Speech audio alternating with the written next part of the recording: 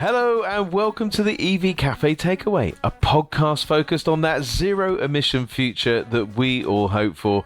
And every week I am joined by the wonderful members of the EV Café team, and I have one such today in John Curtis. Fabulous. Welcome, John. Hello, darlings. How is everybody? All well?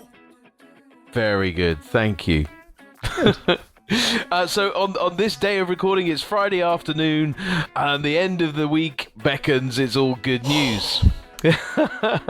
But we get to do one last exciting thing before we enter the weekend, and we get to talk to one of the wonderful pioneers, collaborators, and innovators in our industry.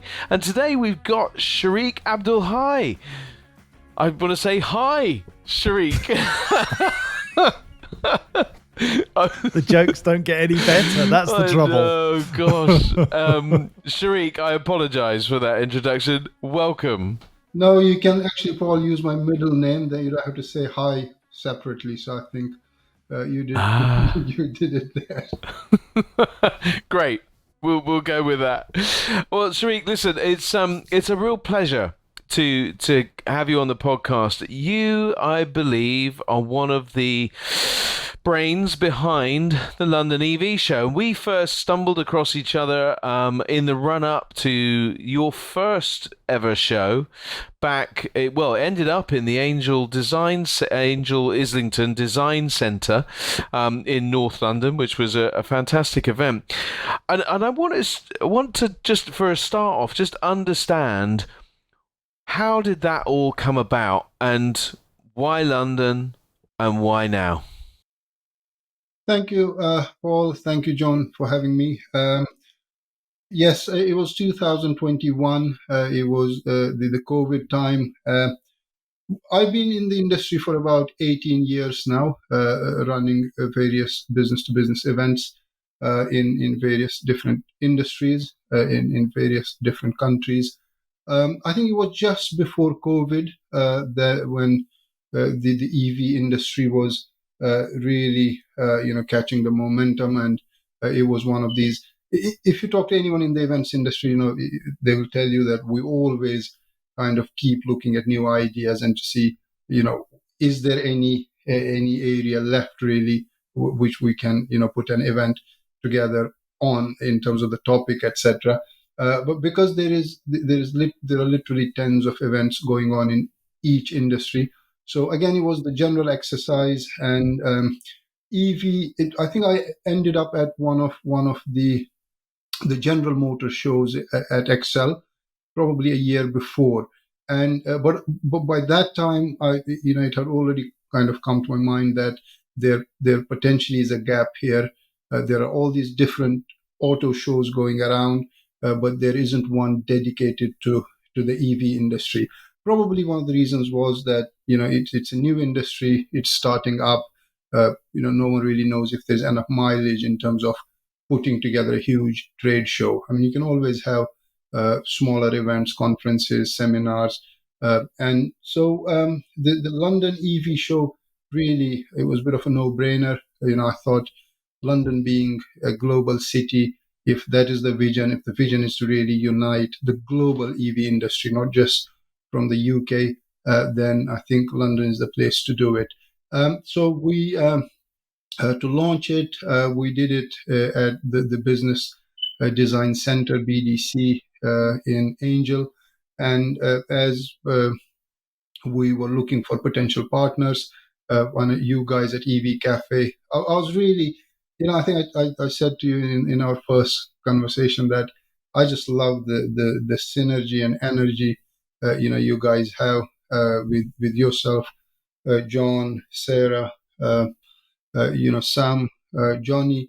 Sam was actually one of the first speakers I personally approached on LinkedIn. Oh, sorry about that. To see if he can be part of this. So no, but it just turned out to be wonderful. So I think that's how it started, and but you never know, how this is going to shape up in the end. I was about to say that it was brave because there weren't really EV specific shows like this, yet you said, I'm going to give this a try. Is that part of your nature to be quite brave in your decisions and say, well, I'm going to find this new area and it may work, it may not. If it doesn't, I'll learn from it and develop. If it does work, happy days, we get bigger as you have and become a real flagship for the industry. Absolutely, John. I think in our industry, in the events industry, I think most entrepreneurs, especially the smaller ones like me, I think we just have to go with your intuition most of the time, and you just pick up an idea, and you if it gets traction, but there have been cases which is very normal. Again, you come up with an idea, you think this is brilliant, all the ingredients are there, the industry is booming.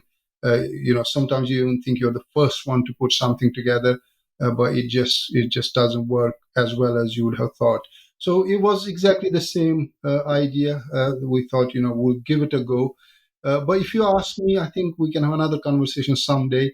There have been a number of times when I thought, okay, this is something which would work, and would go after it, and then it just turns out. But I think that's the nature of, if you're a business person, especially a small business owner, I think, you got to try different things. But I think that's the incredible thing here, Shariq, that you consider yourself a smaller entrepreneur or a smaller business, but here you are putting on a global show. So this isn't, you haven't gone small, you haven't allowed your sense of being a small business, or it's some big entrepreneurs, but you've sort of put your big entrepreneur shoes on, haven't you? And just kind of gone, hey, here I am on the globe. What gave you that confidence, that vision to go global with this? Because I know we'll see in the upcoming show, we'll see people from all over the world. Well, I think again it kind of goes back. So just a bit of background. I started my journey into the events industry back in 2005. I started with a company in London, which is a global company, but we used to do very small events. So we would put together training courses for 10, 12, 15 people in various industries. Um, I, I think I got a really good chance. I spent about 3.5 years there.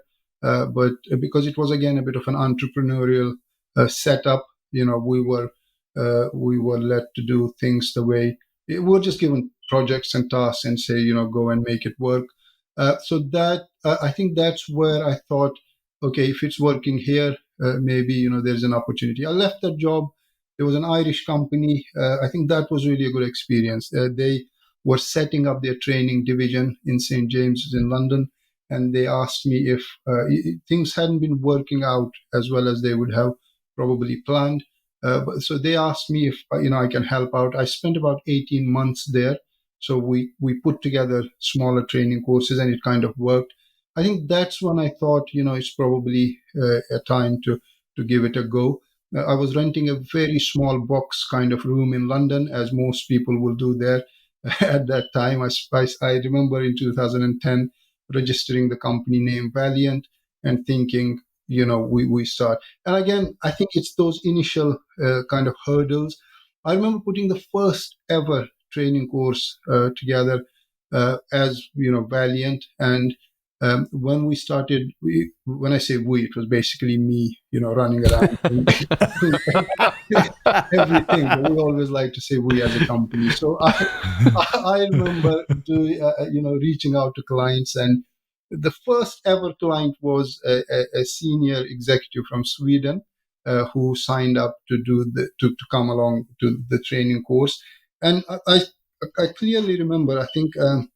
Uh, she approached the trainer as well, and I had a trainer by the name Neil Chapman, a great guy in the industry. So we were doing the communications training, and the client had approached Neil as well, just to double check if this is all genuine, and because they've never heard of Valiant as a company.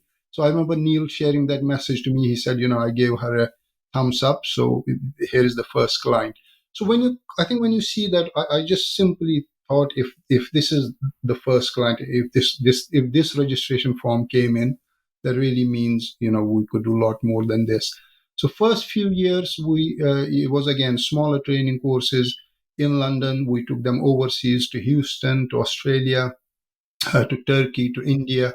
But again, it was a small setup in terms of the scale of events. The next step came was to do a bit of a conference. We thought, we can now move on to the next step rather than having 10, 15, 20 people. Maybe we expand. So we did a couple of energy communication conferences, one in Houston and one in London. We ended up with like 70, 80 people. And I think that was the next step. And then I think it was around 2015 that I thought, exhibition seems interesting. You can probably add that element to it. So we thought, that's the next stage. But the difference, I think, only difference is a lot of the times people in exhibitions industry, they come from an exhibitions background.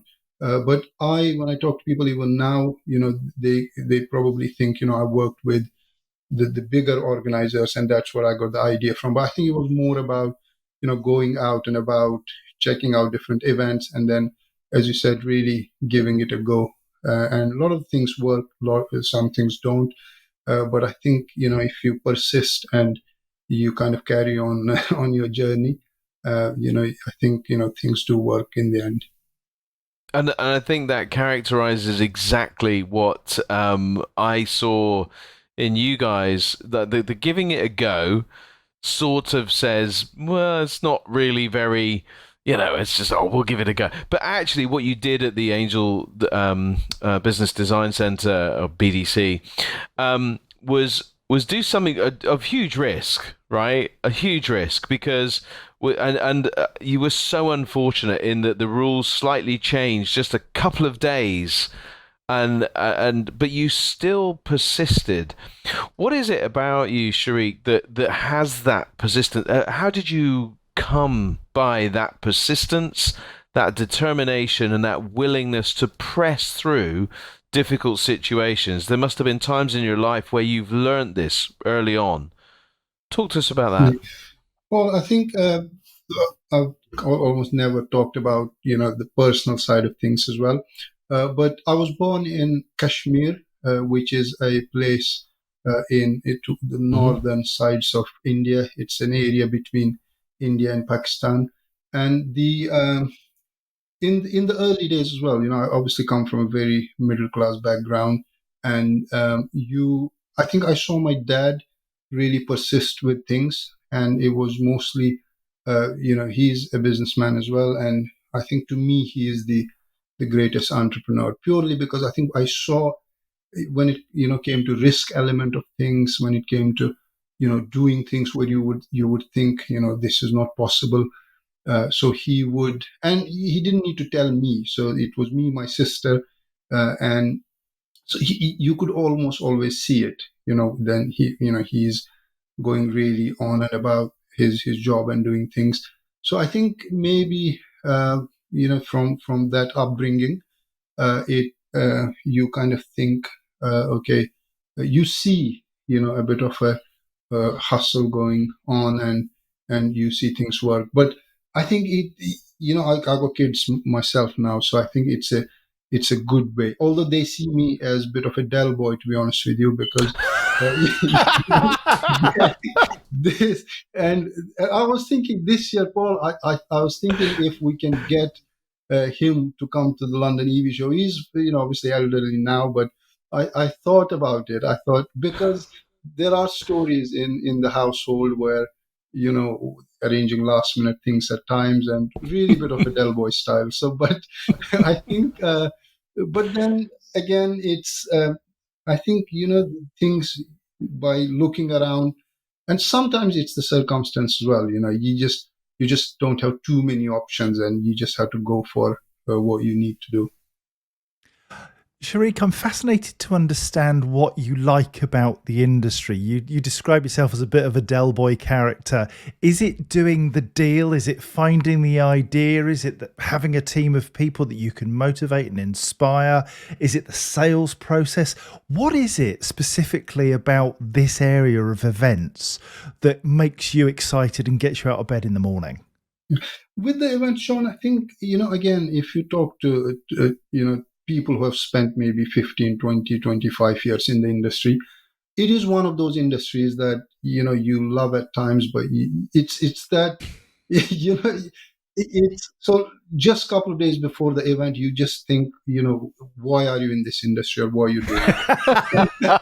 But then just when that ribbon is cut, the event is, going on, and at the end of the event, you can't wait for the next one. So I think Mm. you kind of get stuck in this industry, but you just it's difficult to leave it at times. But I think the key thing here is you can actually see the result. So I don't think there are a lot of other industries where you're putting in, you're making plans where you see things happening. So, so for example, now even with the EV show, we've been considering for a while now, can we take it elsewhere? Because now it's, a bit established. All these clients, with partners like yourselves, can we? I think we discussed it previously as well. Can we go to some other geographies? And we've done Mm. business in other parts of the world. And then, right from the moment you pencil in that idea, you start working with it. Things start happening. I think and second, I think the most important thing is it is really people's business. There is literally no product up until the event starts happening, and you're just dealing with ideas, you're dealing with concepts. But I think two things. One, it is about people at the end of the day. There isn't really a product, as you can't touch and feel anything before that door is open for the show. And second, I think it's that sense of you work on stuff and you see it happen, and that just at any event, really, before even that event, even on those 3 days, there are so many ideas come, the number of ideas come to you. I think this can be a second, I guess, is when you travel around a bit. I can now literally, I think it happens to people in every industry. So I look at things from kind of an events point of view. So even if I'm looking at an aeroplane, I think, what type of events are going on in the aviation industry? Can there be one for this? Whatever you look at. So when we talk to my daughters at times, anything, I was thinking, can we do an event to do with stationery for schools and kids? So, it's a bit of, I think you kind of, you put those glasses on and you start. The excitement is really, I think it's from the initial stages, and within a period of 10, 12 months, you can actually see that idea, from a vague idea to actually see it happen. And I think one of the things which kind of struck me over the last couple of years, when I am in that physical event on the day, you kind of get that sense that because of that idea, you see all these people together, and you look Mhm. around, you see, okay, so this was the idea. Even when you say London EV show, you kind of think, okay, so this was the brand idea you had. People are talking about it as an entity now. So I think this is one of the bit of a unique things in the industry, and this is one of the reasons probably you get stuck with it. It's hard to leave it. We say it similarly about the. I mean, John's not so much in the automotive, although you've been around the automotive sector for many years. But I checked into the automotive industry on the Edgware Road in 1990, cleaning cars.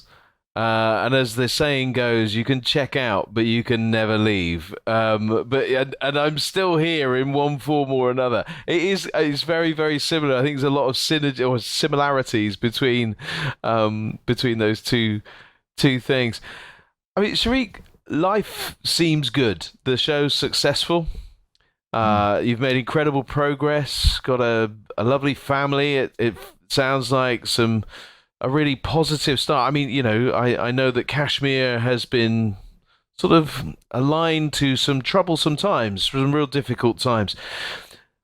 Can you speak to a time where, life for you got really tough? I'm kind of really aware that there's this resilience, this optimism in you. But what was it that, what was that situation that you kind of really made you dig deep and has given you that foundation for this lovely optimism that we see before us today? Um, I think. Paul, again, since let's say if we go back to 2010, before that it was mostly, you were in a full-time job and you kind of expected, what's happening at the end of the month with paychecks and other things. And again, I was on my own, no particular responsibilities. I got married in 2012. So then, but I think I took the step about 6 months before that. So I thought it's either now, it's probably difficult to then, see what happens after that. And I remember again in London to kind of, I made few calculations that, okay, this is the minimum amount I need to kind of get going in those initial months, even if we start the business, nothing sort of happens, which is not uncommon with startups. So I did a few calculations. I thought, okay, this means if I have a couple of days a week job, even if it's an odd job over the weekends, so I kind of stuck with that, and just to kind of de-risk a little bit. Um, Mm. when the journey over the years, it got tough at times. I must say that, especially COVID, we all know, COVID was an extremely difficult time, especially for our industry.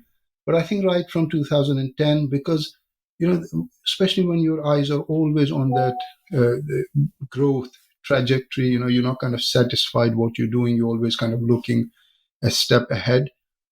Finance is always a very, very important factor. And when you plan things, I remember, I think it was roughly around 2012, 13 or 14, things got really, really hard. And one of the reasons was we ventured into an overseas event in Africa, and one of the governments was sponsoring it. And very last minute, I think about a week prior to the event, they pulled out.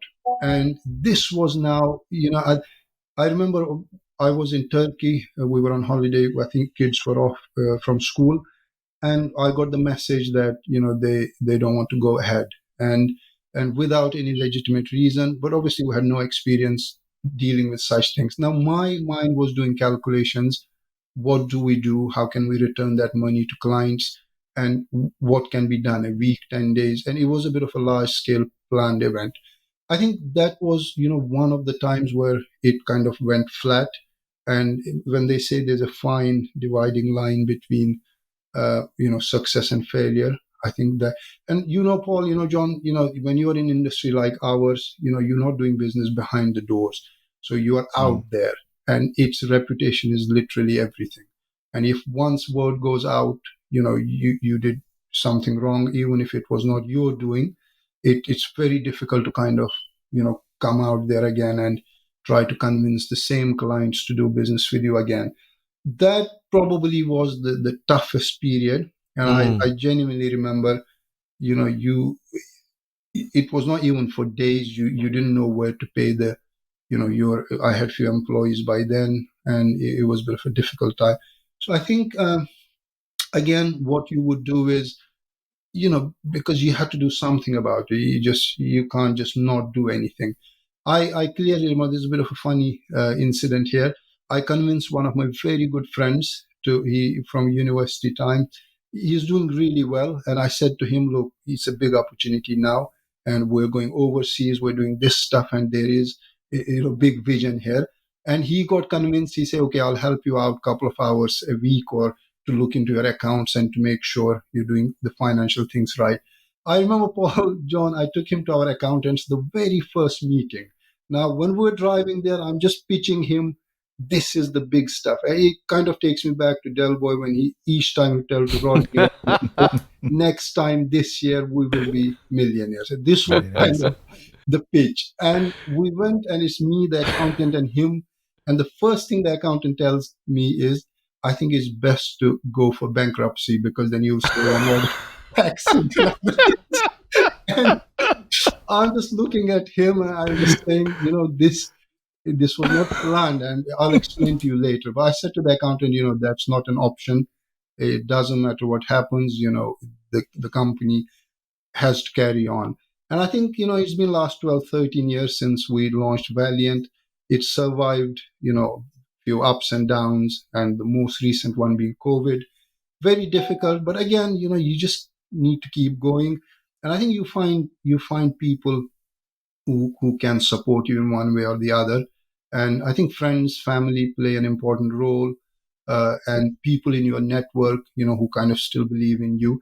But I do think we come a long way since then, and you also get some lessons to see when you plan for that further growth. You kind of always think, how much risk can you take? So because you just have to kind of always be a bit uh, but one thing with me is I'm not good with numbers, etc. I honestly even now don't know much about the what's going on with the financial side of things, but I think it's good to have people who know better than you other areas. My job really, Paul, is trying some new ideas, seeing if what can we give it a go or no. But I think you would, it's not just me, I'm not a unique kind of story here, but if you talk to any entrepreneur who is started, who is bootstrapped his stuff and not had any major backing here and there, but now things are for the last couple of years we've been approached by a number of kind of private equity based. My problem always is a bit, I don't know if I can work within that structure. There was a recent meeting I had, and very keen to kind of acquire some of the things that we do, but that probably would meant going back into that corporate structure. But things are happening now, and I can see probably we need to change the direction a bit. But then, I don't know if how much will I be required to what we're doing now. We're doing things as any entrepreneur who is Yeah. doing things his way, really. And Shariq, it seems valiant by name and valiant by nature. Is that why the name came out? Just that sort of sense of being valiant and sort of taking on the world?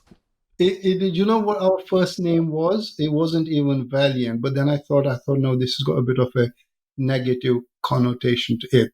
I think I had registered it as Brazen Limited.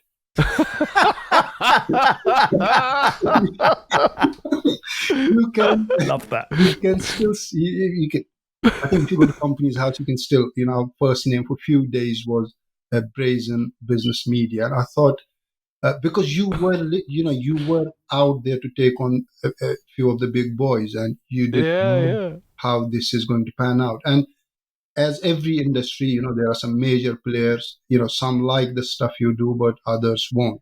So, but then I checked it up again in dictionary, and I thought, no, I think this is, people might think we're out there to, to kind of do so. So I thought, what is the nearest possible word which is a bit positive as well? I thought, but valiant, I think, is much better. Yeah. And We love it. whether it's brazen or valiant, you have moved from being Del Boy, as you perhaps felt when you set out, to quite a mover and a shaker. And just looking at the people who are coming to the London EV show, you've got a Minister of State for the Department of Transport, a Deputy Minister for Climate Change from the Welsh Government. You've got a Minister of Transport from Norway. You've got heads of not only our industry, but government who are saying, we've got to be at the London EV show. You must be massively proud of this. Absolutely, John. I think, again, but you have to give it to the teams who work, day in and out. There's no doubt about that. Obviously, I get to talk about this, but, they have put in a lot of effort. But yes, I think when you look at, and things, I think things have to happen, because if you keep doing what you're trying to do and then you don't get the results, then again, you kind of always, I think you question more about, what you do. But I think two incidents, because Paul, you mentioned a couple of things. I tell you, there are a number of things, but I think when chips were down, once I remember going abroad again for one of the events and only booking one-way ticket because we genuinely did not have money for the return. So, but I had to go. So this was, and I remember, but again, because when you have people around, I was fairly confident if any invoices won't clear by the time I have to come back, I can text someone and say, can you book this ticket for me, and then we'll sort it out. So that was one. But I think the lowest point was and this is the first time I'm talking about this because, well, I don't know whether you put me in a bit of a spot here or whether this is going to turn out good, but I'm happy to share. I think once in our London office, we couldn't pay rent for about, I think, 2-3 months, and the building manager was very very kind because usually they won't let you carry on if you don't pay it even for a couple of days. But I think it had been about 2-3 months, and we the email I got was, I think that kind of shook me a bit because I think that was when I thought, okay, I'm making all these decisions. There is a vision, but then you kind of feel you have responsibility for others within the company. So I'm not saying you got to slow down, but I think you got to take people along with you. In terms of some of the decisions that you make. I think the email was like, because it's really overdue now, and if you don't clear it by, gave us a couple of days, the coffee machines, which was the common area, won't be accessible to your staff. Now, this was probably from professional point of view, this was probably the lowest because I couldn't share this with the staff, but then I couldn't think of a situation where someone from the office is popping out and being told you can't have the coffee from the common area because you haven't cleared the bill. So I think, but again, I think we cleared the bill the same day. I don't know. I had to dig out, who I called at that time, picked up the phone, and we sorted it out.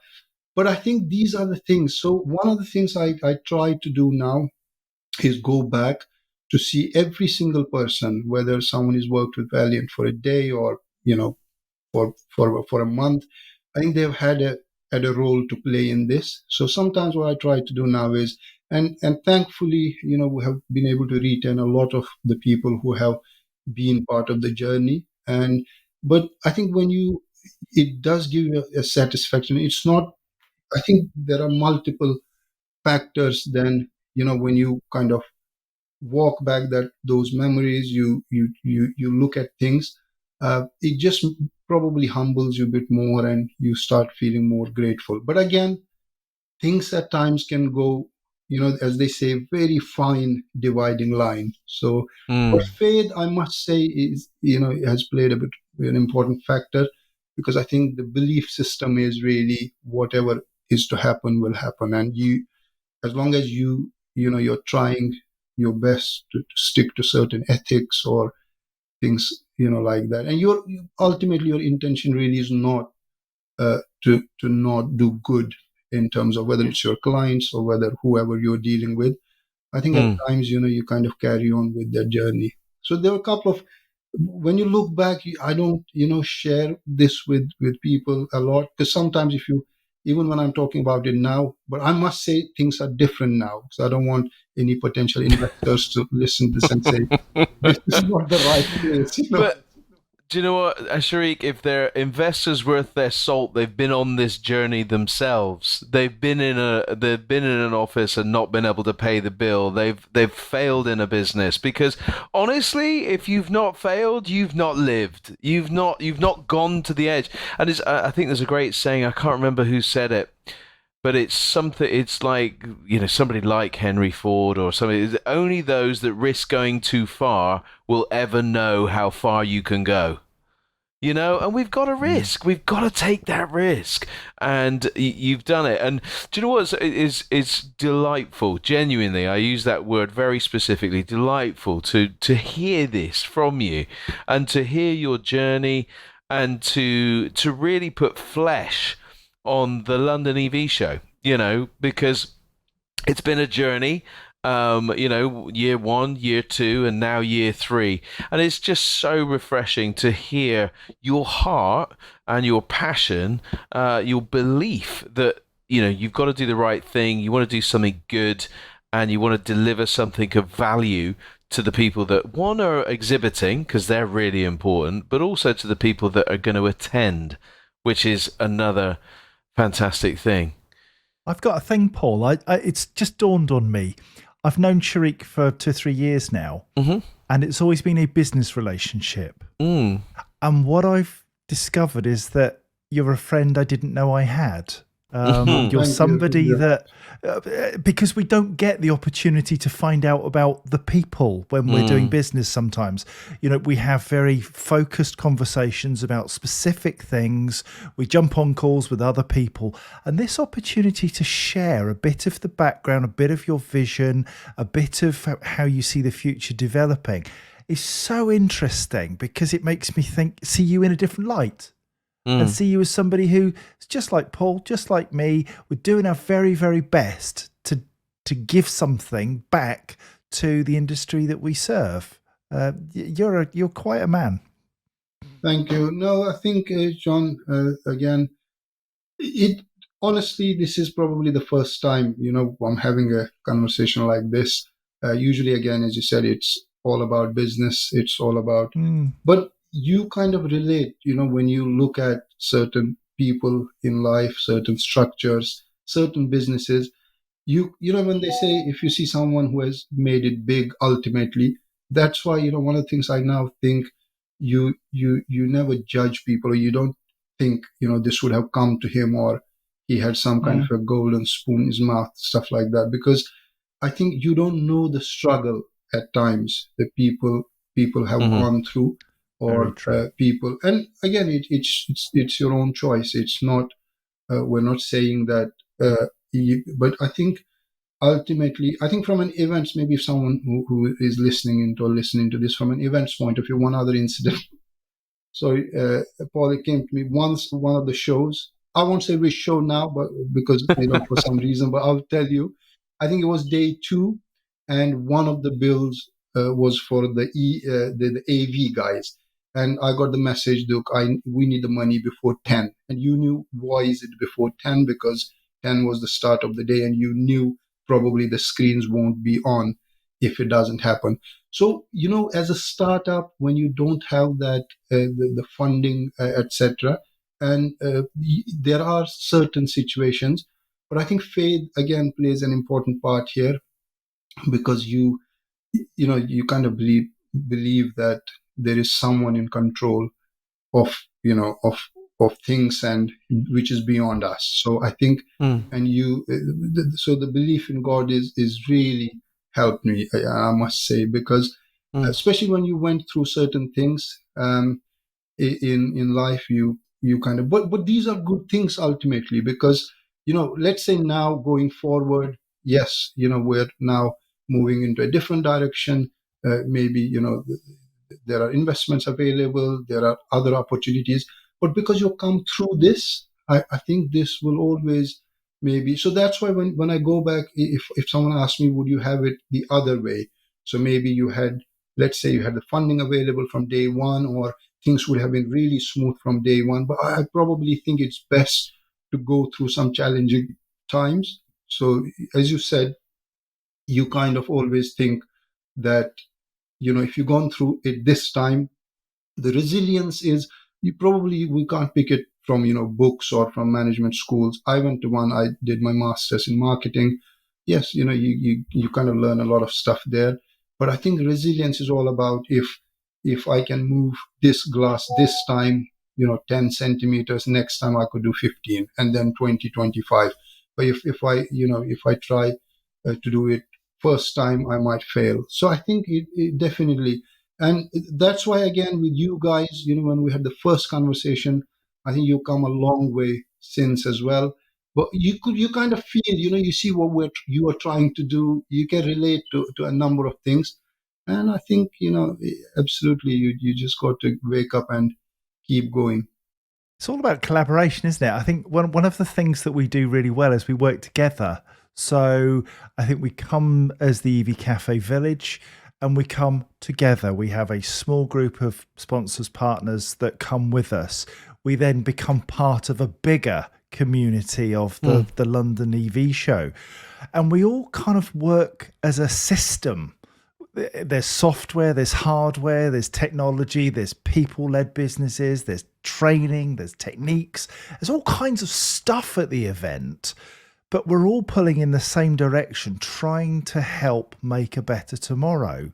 There's that real sense that we've got a shared mission, a shared way of working, and that we actually all want each other to succeed. Absolutely. And I think it kind of always is that added motivation. So, from an events point of view, we do events in other industries as well. Yes, these events connect people, help people achieve more things, more business. But then, for example, the sustainability events, because it's got that added kind of advantage, if these events play that part in that respect. So I think it's always an added kind of factor and added motivation. I've been asked this question a few times, sustainability. And I'm always very clear, I run London EV show as a business because I have to. I can't think of it as, especially at this scale. But I think there is genuinely, if you're doing something and it has that added advantage. So, for example, helping towards sustainability. I mean, we could be doing another normal or, kind of standard car show where you have all different cars there. Yes, as a business, it will still, your approach would probably be same. But when you meet people on events, we have another one called the London Climate Technology Show, again at Excel. So here we look at decarbonizing the transport sector. At CTS, we look at decarbonizing all different other industries. So we look at energy, the built environment, basically the heavy side of, kind of industries who have a larger carbon footprint. So again, I think one thing I've definitely seen on these events, which are sustainability led or focused, the passion, and there are a lot of people who are not necessarily in this for business. They have really probably made it a mission in their lives that they want to do something about it. So I think that energy is absolutely there, and you could feel why there is a buzz around these events. And I think there's a bit of an extra factor here, which we have really been enjoying. Yeah, I can't wait. I simply can't wait. I'm very excited. I thoroughly enjoyed last year. And I think from a practical perspective, meeting so many good new people in one place was massively important for the EV Cafe. Mm-hmm. I think the audience that we had for our session was incredibly knowledgeable, inquisitive, curious. They wanted to learn more. You put together such a great show, and I would really urge everybody, and I mean this not just because you're on the call, we've been saying it for weeks. The London EV show is genuinely one of the highlights of my year, and if you can get along there, you really should. Yeah, no, I agree, and I think if we've learned anything today, it's because we'll meet Del Boy there. No, I might get the real Del Boy one day, Paul. Maybe one day. His vehicle is in the British Motor Museum in Gaydon. Yes. So I've got a picture of it. It's right there. We might just want to convert it into an electric vehicle first. That's a really good idea. Let's do that. But Shariq, listen, it's been a real pleasure talking with you today. We've got the London EV show coming up, and if you might be listening to this and thinking, can I go? Well, it's the 28th to the 30th of November. This podcast will be released, I think, oh my gosh, the 22nd, I'm guessing. Yes, the 22nd, which is the Wednesday. So we'll be getting it. So you'll have time. There'll be a registration link in the comments. So just kind of click that link. But, listen, if you've missed it and you're listening to it at some point later in 23 or early in 24, the London EV show, I'm pretty sure, Shariq, you'll have to give me a nod. Is it going to be there in 2024? Absolutely, and it's all already confirmed for next year, and we're sticking to the dates last week of November 2024 and bigger than this year. Wow. Going bigger, going better. And I'm sure we hope to be a part of that as well, Shariq. So so Shariq, are you going to book us for next year as well? We'll get it on the podcast. My commitment now to have you there for 2024. Verbal contract, excellent. Yeah, right? with a free ticket. That's it. We'll talk about commercials later with Paul, but yeah. But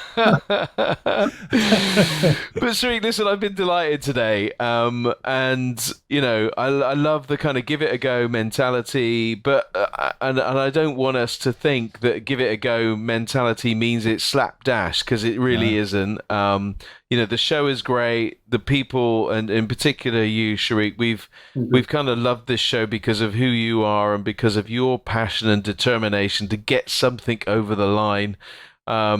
And even if it is right at the last minute, you do just get it done. And that is just such a privilege to be around. So we're very grateful for you today and for sharing some of your life that maybe many of us have not seen before. And we only hope that we can get to see it again much more in the future. So check out the London EV Show. Check out Shariq AbdulHai on LinkedIn. You can follow him there. And basically, this time next year, Rodders, we'll be millionaires. Millionaires. You plonker. You. No, excellent, Paul. John. Honestly, as I said, I think this has been one of, again, it's not a standard question answer thing. So I might have to send a copy of this to my dad as well. It's a different one I've done. So I think thank you for having me, and it's a good conversation. I really enjoyed it. Your dad will be very proud, and so he should be. What a wonderful day, and what a wonderful way to end. Thanks ever so much, everybody, and check out all the other podcasts on the EV Cafe, evcafe.org. I always get this bit wrong. The evcafe.org content. Go there. Have a great day, everybody. Thank you. Take care.